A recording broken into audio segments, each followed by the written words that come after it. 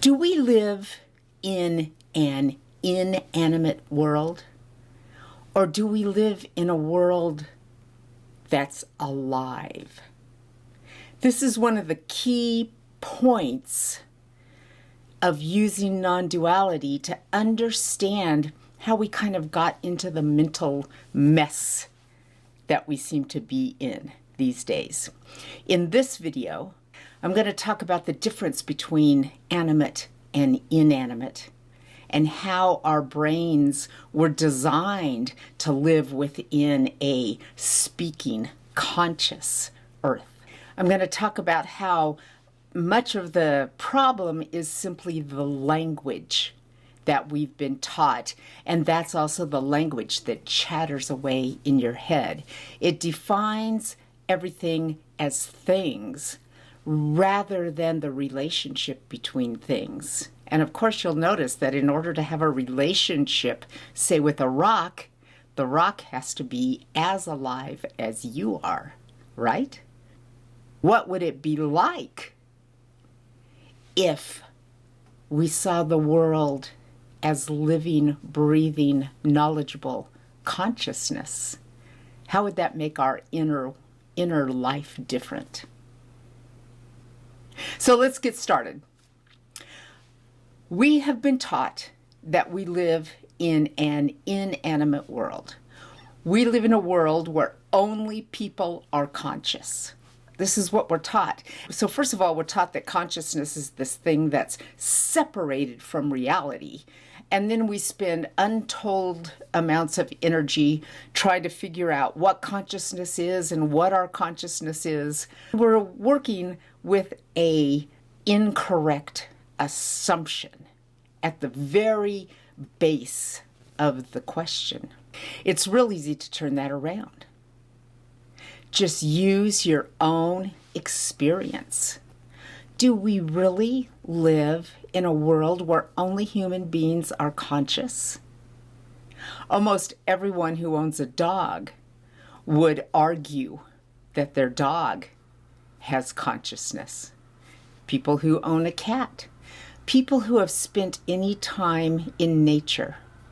Like one of the good examples is the little squirrels that run around through the trees around your house. Assuming you got some squirrels and you got some trees. They're chattering away. They sure seem like they know what they're doing, right? Take it down even further, like what about ants? We all get to experience ants. They scurry around. Are they really completely unconscious? Now stop for a second, particularly if you're arguing with me. But we're talking about God consciousness, and human beings have a better consciousness than anything else. Do we really? And this is what's so cool about non-duality and non-duality studies, is we don't have to take anything on face value. We don't have to be told a thing. We can stop and discover it for ourselves. We're kept so distracted in our world that we don't really stop and notice even what this consciousness that we think we have is. What is it? Let's have a brief little pause. Experience it for yourself. What is your consciousness? You probably couldn't really come up with a whole lot of ways to describe it, would be my guess.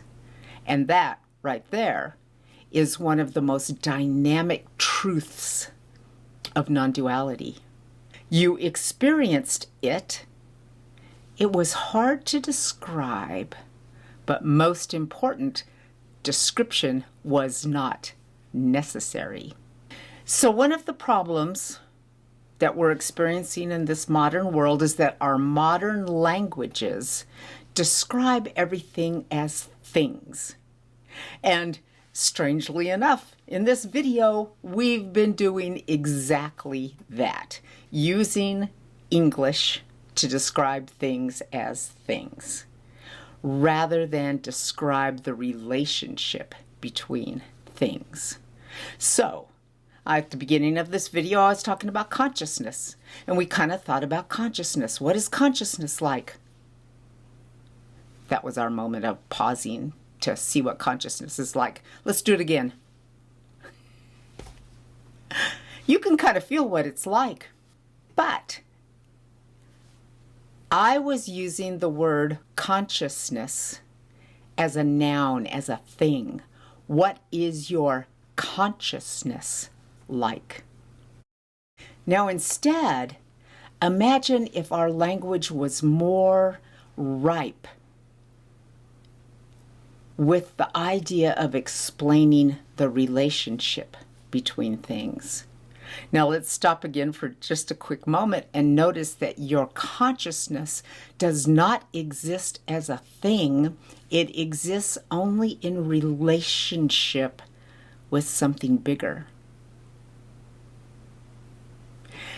That right there is why mystical knowledge describes consciousness as a mystical thing, because doesn't have edges.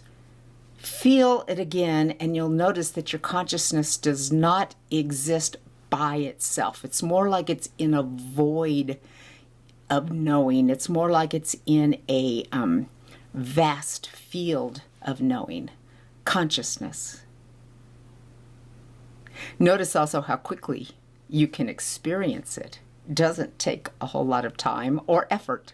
So if your consciousness is the relationship between you and everything else, and if it doesn't take language, English particularly, if it doesn't take English in order to understand things, then what's the relationship with you and all the things that you see and hear?